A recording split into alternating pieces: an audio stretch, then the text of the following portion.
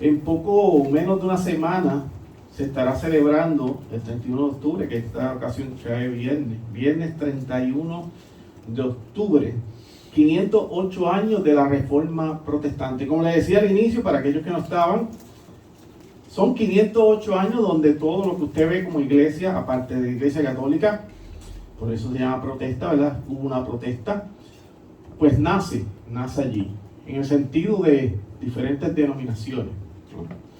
Así que el que le diga una cosa distinta, pues no conoce la historia de ese suceso medieval que ocurrió hace 508 años.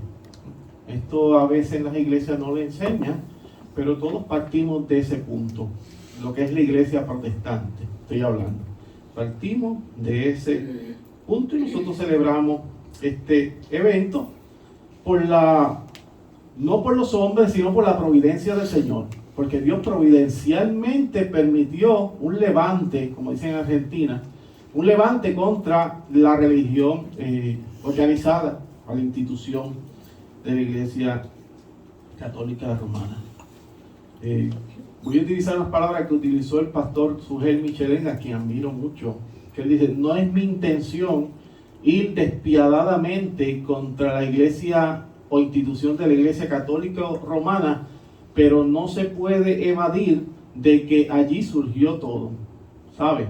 De allí surgió todo, porque fielmente creo que dentro de las paredes de la Iglesia Católica Romana, y muchos me criticarán por lo que voy a decir, digo los que me están escuchando a la distancia, hay verdaderos creyentes, como en muchas denominaciones distintas a esta, hay verdaderos creyentes que no se han sujetado a prácticas dentro de la institución que creemos y entendemos por la palabra que no son bíblicas.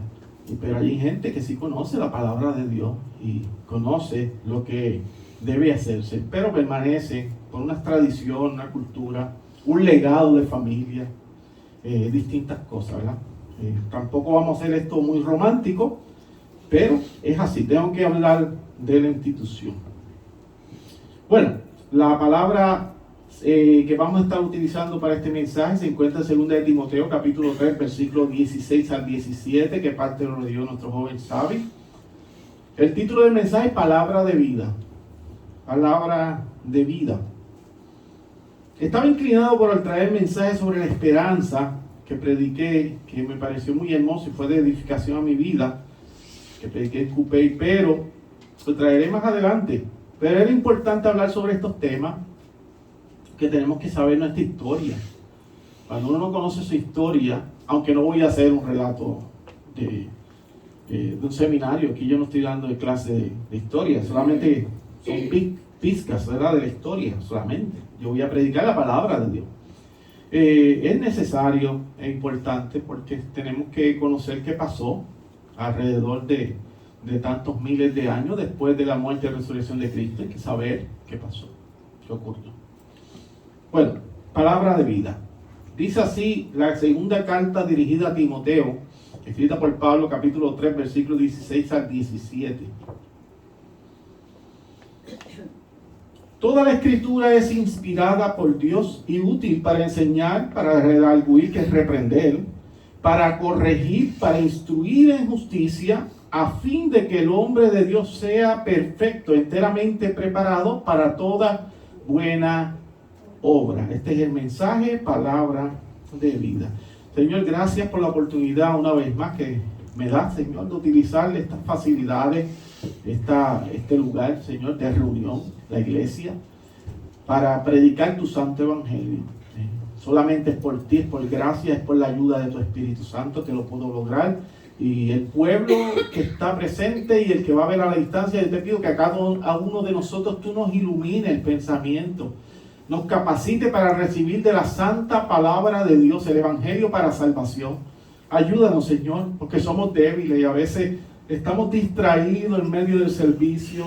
A veces venimos con muchas situaciones de la parte externa de la iglesia, Señor, y venimos con tantos problemas y puede haber muchas cosas que nos impidan escuchar con claridad el mensaje. Así que yo te pido que nos aclare los pensamientos, ilumine el pensamiento y nos prepare, Señor, para recibir la palabra de vida. Hemos orado en el nombre del Padre, del Hijo y del Espíritu Santo de Dios. Amén. Amén.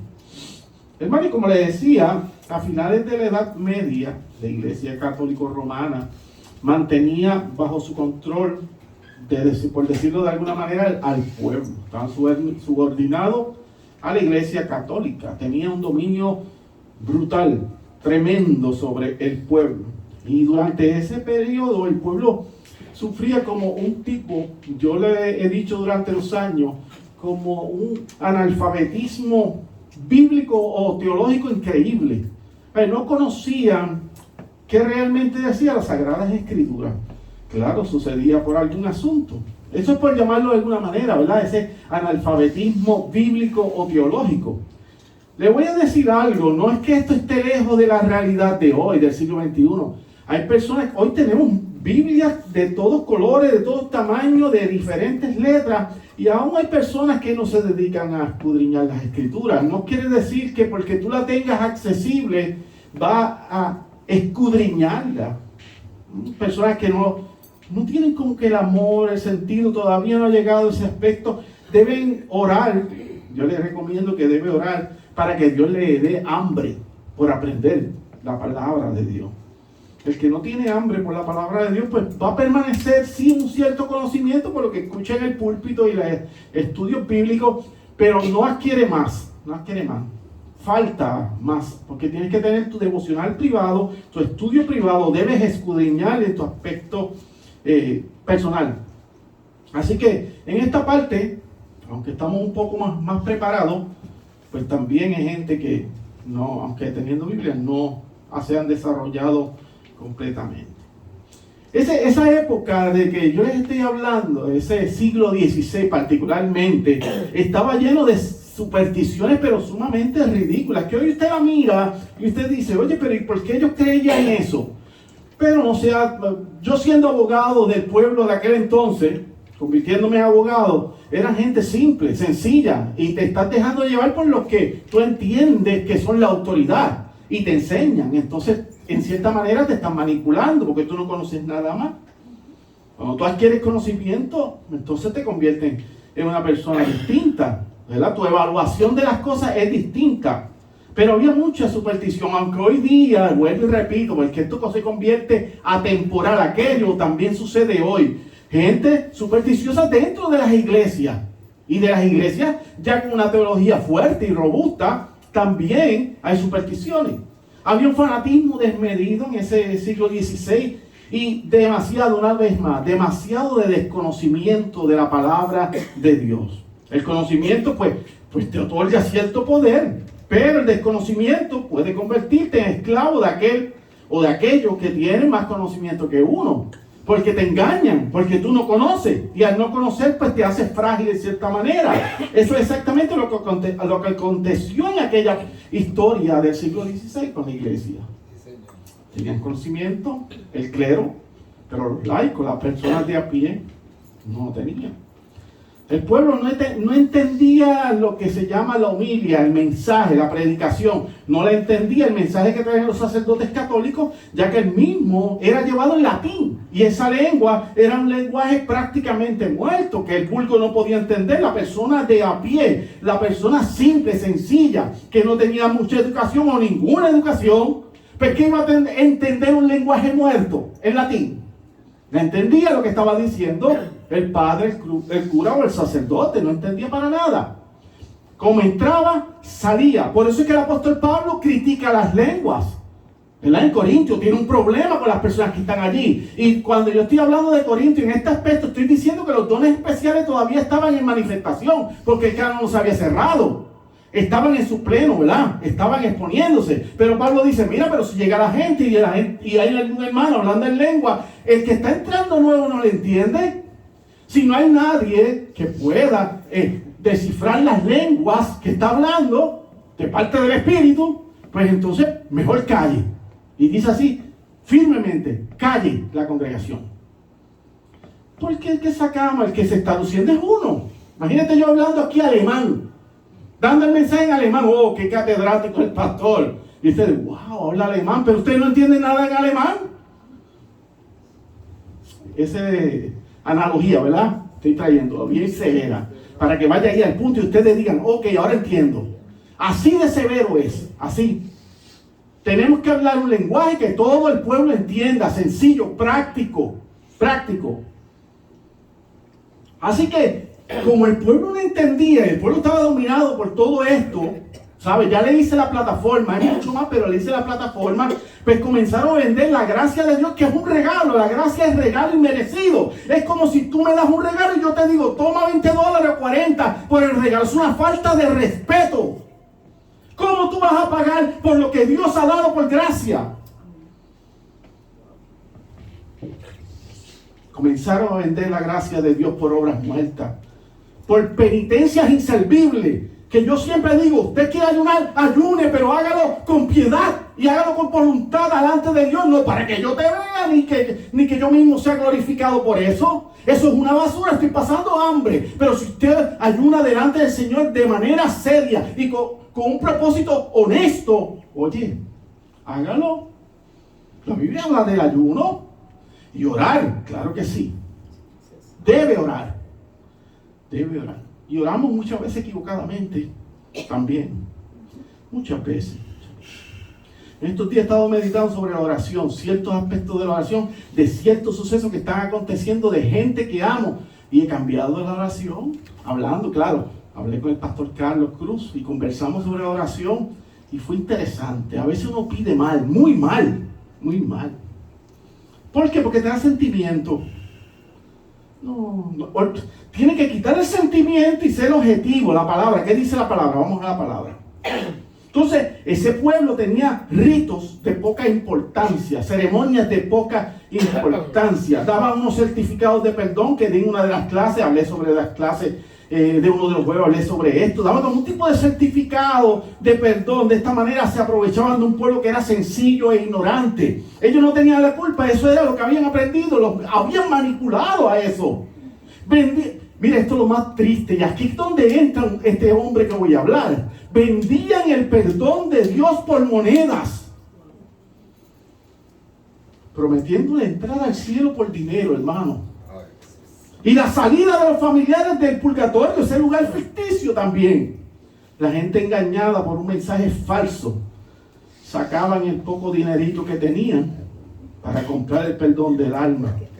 Porque si no paga, no hay función. Las indulgencias se llamaban. Ese dinero que utilizaban o que sacaban del vulgo, de la gente de a pie, la gente simple, gente sencilla, era utilizado para hacer una de las catedrales más impresionantes y otros edificios principales de la Basílica de San Pedro. Fue una de ellas, construcción con ese dinerito en la ciudad de Vaticano. Pero lo que el Vaticano no se imaginaba era que Dios iba a levantar un hombre dentro de su propia organización para ser un heraldo de la fe y proclamar las buenas nuevas de la libertad, la palabra de vida. Este fue el fraile Agustino Martín Lutero, un hombre severo con él mismo. No puedo entrar en la historia completa de Lutero, porque imagínense, no terminamos el mensaje. Pero Lutero fue una persona muy exigente con él mismo, era muy disciplinado. Y cuando conoce la gracia del Señor, entonces dice, ahora yo voy a ir de frente. Como era muy disciplinado dentro de la institución de la Iglesia Católica Romana, una vez conoce la gracia del Señor por la palabra, entonces va a ir fuerte. Porque el que es disciplinado para una cosa, lo es para otra. Y el que es irresponsable en un asunto, la mayoría de las veces es irresponsable en muchas cosas. Porque es un carácter, es una personalidad. Una personalidad. Así que fue tan increíble lo que hizo Martín Lutero, dirigido por Dios. Tan increíble que hasta el día de hoy vemos su efecto. Fue escalando. Lo mismo, 12 apóstoles, hasta el día de hoy. Locos que murieron por un ideal falso que inventó un loco, una persona que estaba demente, que se fue a la cruz. Entonces, estos 12 locos mentirosos mueren por un ideal. Oye, podrá morir uno o dos. Hasta el día de hoy, la iglesia cristiana está de pie. La soberanía de Dios. Algunos se preguntarán cómo el pueblo llegó a tal ignorancia. Recordemos, queridos hermanos, que todo comienza poco a poco, todo comienza poco a poco. Al igual que las dictaduras y las sectas comienzan poco a poco. Vamos a hacer esto, vamos a ayudar al pueblo. Como el maltrato dentro de la familia, comienza poco a poco. Un jalón de brazos, un grito fuerte, una prohibición, segunda prohibición, otro jalón, 2 jalones. Poco a poco, hasta que la persona se cree que se merece el castigo. Y es sometido. Así pasó poco a poco, hasta que sometieron al pueblo. Señor. Es como, esto que hace Lutero, es como libertar a un elefante que pesa 13,000 libras. Usted sabe que el elefante puede llegar a 13,000 libras de peso, o un poco más, ¿verdad? Ya estamos hablando de un elefante sumamente violento, y por cierto mide casi 13 pies de altura. Es una bestia. Es una cosa impresionante, que algunos lo llaman el rey de la selva. ¿Qué? No, pero no es el león. Sí, pero el elefante nadie le mete mano, porque es que es tan impresionante. Pero algunas personas le llaman el rey de la selva. 13,000 libras, 13 pies. Para el lado de un elefante es impresionante, pero cuando tú lo ves encadenado a una estaca y una cadena en un circo o en algún sitio de exhibición para los animales, tú dices, ¿cómo ese animal tan monumental, una bestia, no puede salir de esa cadena y de esa estaca en una sola pata que tiene? Y tú dices, ¿cómo? Pues el que cría el elefante te explica. ¿Y qué es? Que desde pequeñito lo encadenó. Muy bebé. Desde que nació, encadenado con estaca. Cuando llega a su adultez, 13,000 libras, casi 13 pies de altura, él siente que cada vez que toca y a la estaca que se tensa con la cadena, dice que no la puede romper porque está aquí. La mente limitante. Así se controla el pueblo, así, de la misma manera. Y siguen, y es la cadena y la estaca del elefante, que aunque tiene todo el poder para romperla y ser libre, no puede porque la mente le dice que no. Eso pasó en ese tiempo y sigue pasando hoy día. Yo le dije, relaciones, iglesia, dictadura, países, muchas cosas llevan la cadenita y la estaca del elefante.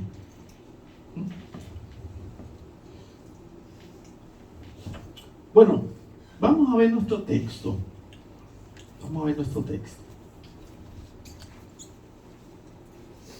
En el versículo 16 vemos una afirmación que hace el apóstol Pablo. Dice que toda la escritura es inspirada por Dios, dice el apóstol. Toda la escritura es inspirada por Dios. Así que Pablo va a destacar que esta palabra es de inspiración divina. No cabe otra duda. Ahí está. Pablo dice, la Biblia es de inspiración de Dios. Y Pablo afirma que las escrituras son exhaladas por Dios. Dios habla y escribió el hombre. El Espíritu Santo trabajó a través de los hombres elegidos para escribir la santa palabra. Los hombres son falibles, pero dirigidos por Dios hacen cosas grandiosas. Pero si le estoy diciendo que Lutero se para en la puerta del castillo de Wittenberg en Alemania y clava 95 tesis, 95 refutaciones a la venta de indulgencias, a la venta del perdón de Dios, de la gracia, que es gratis, gratuita, y un simple hombre que tocaba guitarra, bebía cerveza, era un fraile agustino, aquel simple hombre que era rudo al hablar, no hablaba tampoco muy bien, porque cuando se molestaba decía cosas que no debía decir. Aquel hombre imperfecto Dios lo utiliza y cambia la historia. Porque Dios utiliza a los hombres y los ángeles se maravillan de que nosotros prediquemos el evangelio. Hombres pecadores como nosotros. Así que Dios exhaló su santa palabra. El conocimiento de Dios viene a través de su palabra, no hay de otra forma. Muestra a Dios no solamente como el creador, sino también como redentor. Y ambos conocimientos se obtienen a través de la lectura y estudio de su santa palabra. No hay otra forma. Cuando alguien dice que cree en Dios a su manera, ay, bendito sea el Señor. ¿Cuántos yo conozco hasta familiares que dicen, yo creo en Dios a mi manera? Eso es siendo disparate. ¿Cómo Ok, yo voy a ser maestro de matemáticas, enseñar álgebra, ¿verdad? Mecánica cuántica y cuánta cosa hay por ahí para abajo. Pero tú tienes que estudiar, ¿cómo que? De la nada. Hay que estudiar.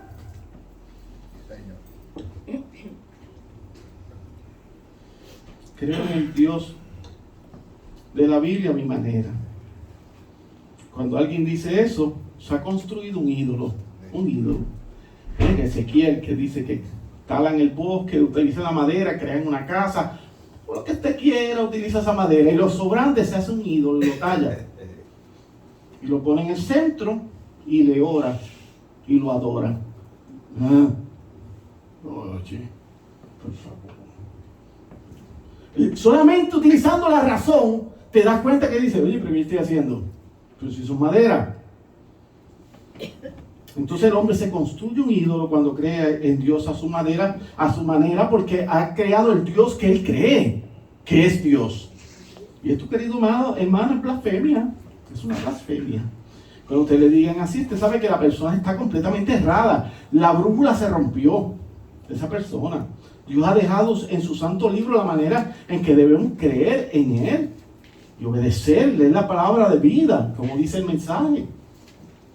El Señor Jesucristo dijo que las palabras que Él hablaba son espíritu y son vida.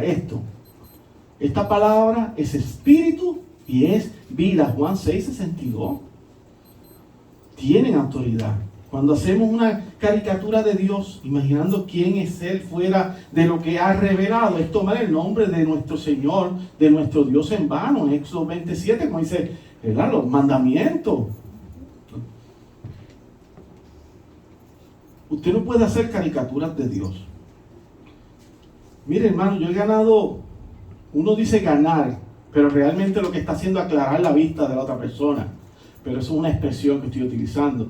Cuando uno hace apologética, ¿verdad?, que es defensa de las Sagradas Escrituras, como envía Pedro a hacer, que debemos defender esta fe ardientemente, contender ardientemente, pero con mansedumbre, con paciencia, con amor, con misericordia para los que no conocen. Pero hay gente que se levantan fuerte.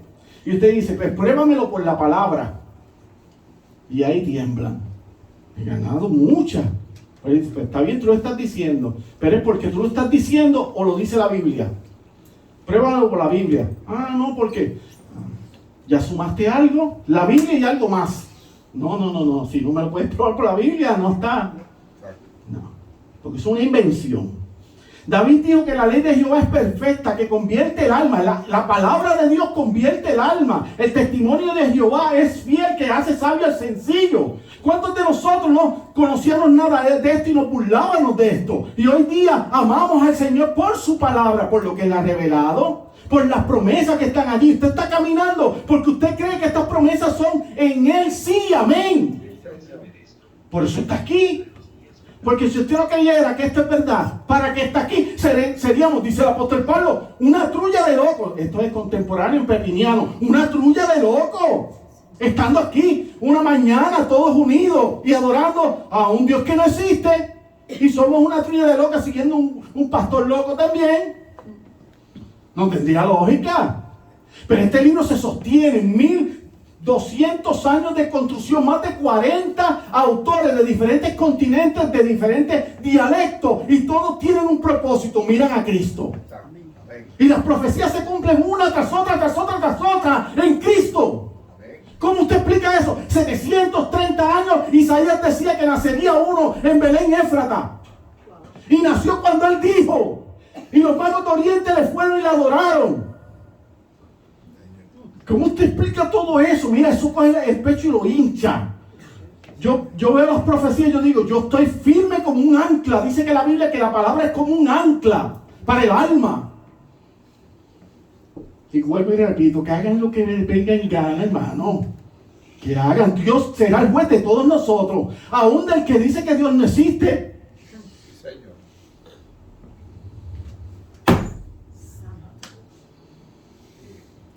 Dice que los mandamientos de Jehová son rectos y alegran el corazón. En el corazón. Meditamos en la palabra. El precepto de Jehová es puro, que alumbra los ojos, dice David. Ese es el Salmo 19, 7 y 8. ¿Viste todas las cosas hermosas que dice David? Que esto alumbra los ojos. Decía el reformador Juan Calvino que la autoridad de las Sagradas Escrituras procede de Dios, no de la autoridad de la iglesia. Cuidado ahí. La palabra de Dios reside en su autoridad, no en la autoridad de la iglesia. ¿Sabe por qué? Porque la iglesia está compuesta de seres humanos y el ser humano puede errar. Y ha errado.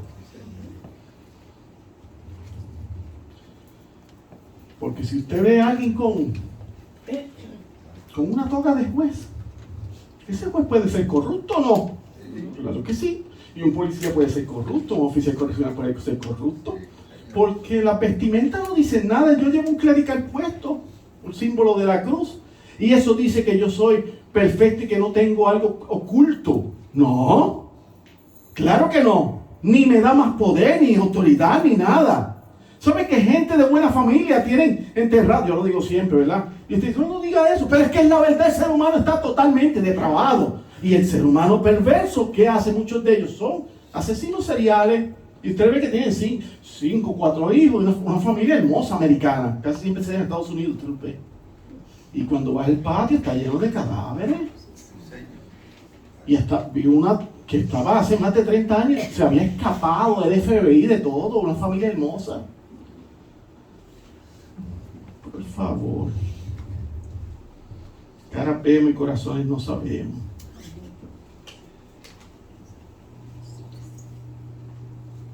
El mundo está lleno de falsas conversiones. Y de personas que se han creado su propio Dios, como ya mencionamos. Dicen que es el mismo Dios. Me gusta mucho. Dicen que es el mismo Dios, o sea, el Dios bíblico, pero no es así, es mentira. No le conocen, le interesa conocer al único Dios 3 veces santo, porque para acercarse a Dios, al Dios verdadero, es necesaria la fe salvadora que otorga la regeneración por el Espíritu Santo. Sin fe es imposible agradar a Dios, Hebreos 11:6. Qué triste ver cuántos cientos de miles se han creado sus propios dioses ficticios. Todo esto lo hacen para oír al mandato de Dios, al Todopoderoso. ¿Sabe por qué? Porque el ser humano es un independentista espiritual. Eso me lo enseñó Jaime Zapata, el anciano en Cupey. Son independentistas espirituales. No quieren estar sujetos al Todopoderoso, al soberano Dios. Quieren estar por la libre, que por cierto no están por la libre, nadie está por la libre. Nadie hace lo que le viene en gana, yo.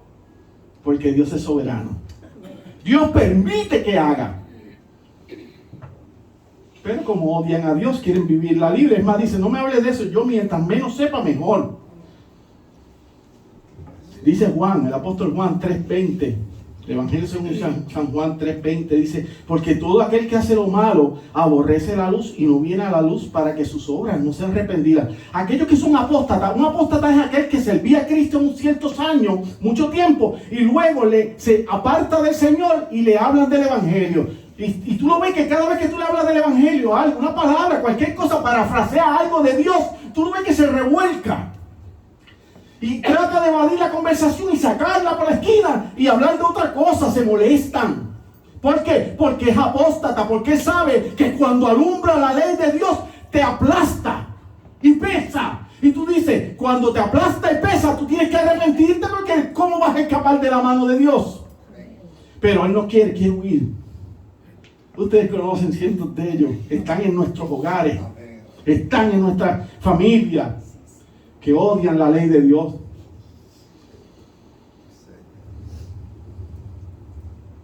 Dicen que hay muchos caminos para llegar al cielo. ¿Sabes que eso lo dicen para calmar su atormentada conciencia, verdad? No, todos buscan del Señor, me han dicho a mí. Eso me lo han dicho tantas veces. Hablan que hay muchos caminos para llegar al cielo. Pero Cristo dice, firme, todo lo contrario. Yo soy el camino y la verdad y la vida y nadie va al Padre sino por mí. Ya, se acabó. ¿Por dónde voy a entrar si no está Cristo? No entra. Es Cristo. Juan 14:6 es ese texto. Primera de Timoteo 2:5 dice que solamente hay un Dios y un solo mediador entre Dios y los hombres, Jesucristo hombre. No busque, no se puede entrar si la puerta del redil no la abre Cristo, y el único que hace mediación entre Dios Padre y los hombres fue Cristo crucificado y resucitado. Nadie más. Nadie más. Esto no se paga, esto no hay forma de llegar allá de otra forma, es por Cristo. Así que queda más que claro que los hombres han construido caminos falsos. Y tristemente estos caminos son caminos de muerte, dice el proverbista. Hay camino que al hombre le parece derecho, pero a su fin es camino de muerte. Proverbios 14:2. ¿Y cuántas veces uno ha creído que está haciendo un buen negocio y después lo estafan? Así es esto. Compra un carrito, después parece que estaba en la feria del aire, que yo creo que ya eso no existe, pero que te echaban guineo en la transmisión y le echaban un montón de cosas a los motores y tú te lo llevabas lo más bonito. A los 2 días, ¿qué? 24 horas, ya estaba, olvídate, no servía, porque eran tramposos. Y así hacen con Cristo. Así hacen, quieren entrar por otro lado, pero no puede brincar. El redil no se puede brincar porque es un saqueador. Es un ladrón, dice la Biblia.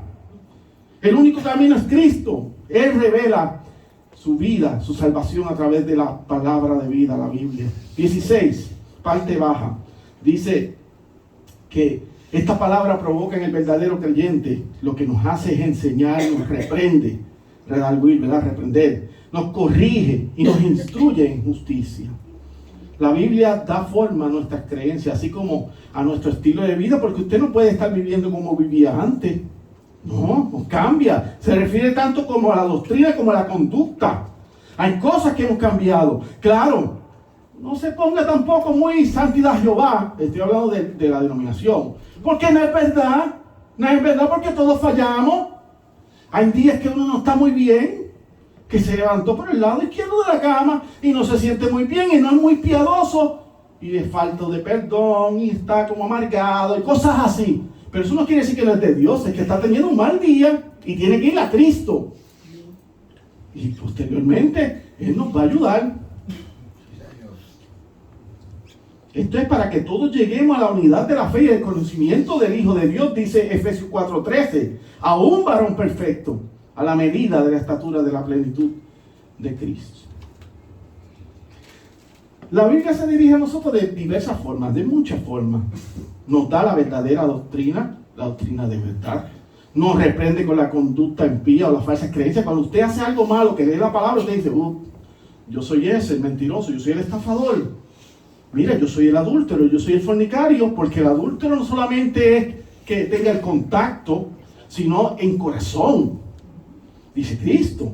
Así que nos corrige cuando nos alejamos de la semejanza de Cristo.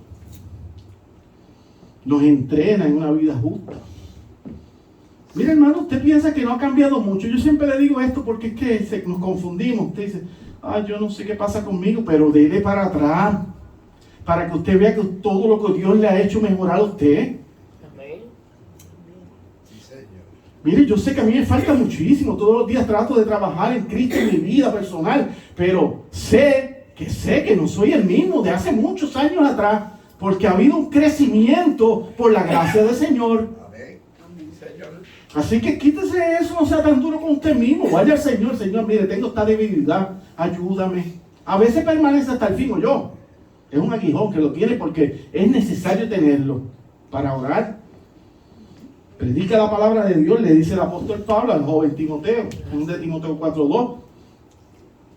Esta conversión es un milagro a través del Espíritu Santo, a través de la vida de los elegidos. Desde antes dice la palabra que es de la fundación del mundo. Pero es a través de ¿qué? De la palabra de Dios, palabra de vida, el santo evangelio. Porque la fe es por el oír y oír la palabra de Dios. Romanos 10:17. No es porque te hablen, miren, ni los testimonios. Ni los testimonios. Los testimonios ayudan a captar cierta atención, claro que sí. Y son para glorificar a Dios, claro que está. Pero lo que salva es la palabra, por el Espíritu. Porque por testimonio, no. El testimonio es mío, ¿cómo? El testimonio es mío. Pero eso no te salva, claro, te atrae, te cautiva, ¿sabes? Porque somos sensuales, te cautiva, románticos, sentimentales. Y te cautiva, pero en la palabra, hay que vivir la palabra. La palabra de vida satisface nuestras necesidades más profundas.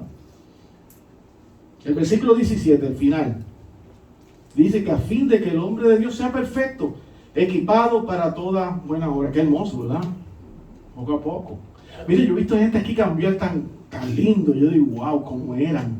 Y mira ahora. Y yo las he visto. Ustedes no se dan cuenta que yo he visto eso. Yo soy el pastor. Claro, soy imperfecto. Pero veo el cambio.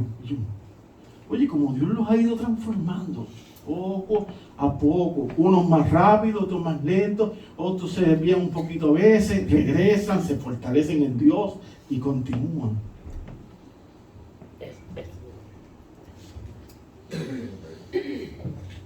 Sabemos que cuando la palabra dice que te perfecciona, no es una perfección en el significado más amplio de la palabra. No se trata de eso, ya que todos llevamos un pecado remanente. No se trata de ese asunto. Más bien es caminar en santidad y en la disciplina bíblica. Cuando usted obedece la palabra, usted está caminando en perfección. Con sus pecados. No matará. Usted está matando a alguien. Si usted no está matando a alguien, usted está cumpliendo uno de los mandamientos o no. Cuando usted controla la lengua, porque mire que ese es un problema para todos nosotros, más nosotros que tenemos esta mezcla napolitana, ¿verdad? De razas, que nosotros somos indios, españoles, africanos. Nosotros tenemos una mezcla. Entonces, nos gusta hablar mucho. Usted no me ve que yo llevo predicando como 20 minutos y he movido las manos más que lo que he predicado. Porque somos así. Entonces, si controlamos la lengua un poco, está caminando en la perfección de Dios. Y usted dice, yo. Mire, hermano. Le voy a decir algo.